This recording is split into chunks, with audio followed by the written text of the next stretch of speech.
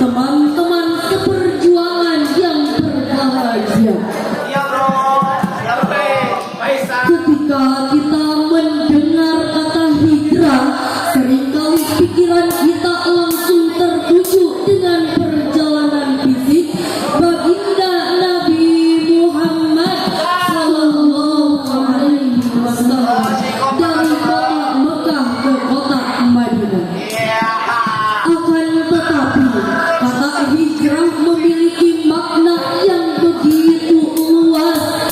Hijrah bukan sekedar upaya mengabaikan diri dari cobaan dan cemoohan, bukan sekedar mengabaikan kepentingan, mengorbankan harta, benda, dan melepaskan diri semata. Di samping itu, hijrah juga bisa dikatakan sebagai batu loncatan untuk memancangkan tonggak negara di tengah padang pasir yang bergelombang kekufuran dan kebodohan. Juga mendirikan sebuah masyarakat baru di negeri yang aman. Tidak hanya itu, hijrah juga bisa dikatakan sebagai jenjang dalam memperbaiki diri dari yang buruk menuju yang baik, menuju kesempurnaan, dan dari kemaksiatan menuju ketaatan. Maka dari itu, berhijrah dalam kehidupan merupakan tema yang akan kami uraikan dengan berlandaskan ayat suci Al-Quran surah An-Nisa ayat 100 yang berbunyi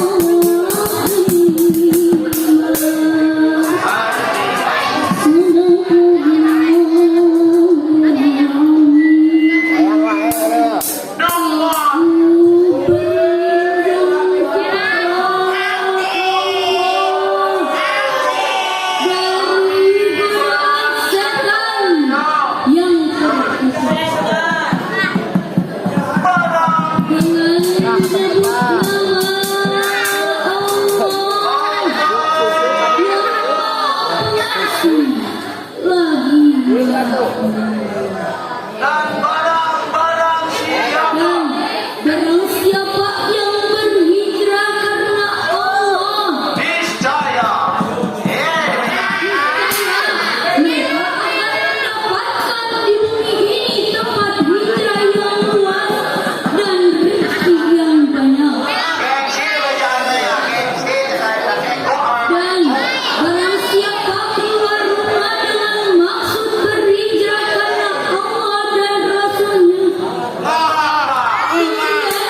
ia sampai ke tempat yang dituju, maka telah ditetapkan pahalanya di sisi Allah. jika berkandungan cibol Dan Allah Maha Pengampun masih paham bro masih bro dengan segala firman. bro masih paham bro Dalam sejarah, di saat Rasulullah hijrah dari kota Mekah menuju kota Madinah, salah satu sahabat Nabi bernama Ibnu Damrah meninggal dunia dalam perjalanan hijrah. Dan kemudian ayat ini diturunkan bahwasannya barang siapa yang berhijrah karena Allah dan Rasulnya, meskipun meninggal dalam perjalanan, maka pahalanya telah ditetapkan di sisi Allah.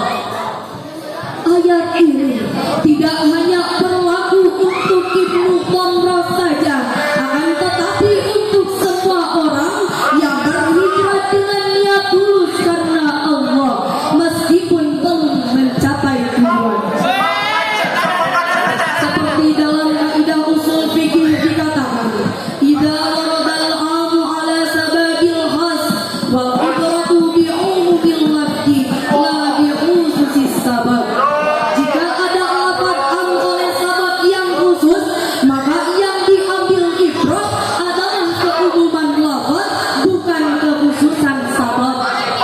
Hadirin rahimakumullah, ada beberapa makna dari ayat di atas. Yang pertama, wa may yuhajir fi sabilillah yajid fil ardi muragaman katsiran wa sa'ah. Ayat ini menjanjikan suatu tempat yang begitu luas, dalam artian berpindah dari tempat yang sayyi'ah ke tempat yang khairiyah, dari tempat yang rendah menuju tempat yang terang, dan dari tempat yang mencekam ke tempat yang redam. Tidak hanya itu, Allah juga menjamin akan adanya kelapangan rezeki bagi hambanya yang bersungguh hijrah karenanya. Ini merupakan motivasi besar bagi kita untuk terus melangkah ke jalan yang lebih barokah. Yang kedua, wa may yakhruj min baitihi muhajiran ila Allahi wa rasulih tsumma yudrikhu al-mautu faqad waqa'a ajruhu. Ayat ini menunjukkan betapa besarnya penghargaan Allah terhadap niat dan usaha tulus hambanya, meskipun belum sempat mencapai tujuannya, akan tetapi Allah telah mencatat pahalanya di sisi Allah. Ini mengajarkan kepada kita bahwa niat adalah fondasi utama dalam setiap amal. Ketika kita murni karena Allah dan Rasulnya, bukan karena dunia atau pujian manusia, maka nilai amal itu akan sangat tinggi di hadapan Allah. bro capek bro Rasulullah Shallallahu Alaihi Wasallam bersabda, "Innamal a'malu binniyat." Sesungguhnya setiap amal-amalan itu tergantung niatnya. Wa innamal likulli imri'in ma nawa. Dan sesungguhnya setiap orang itu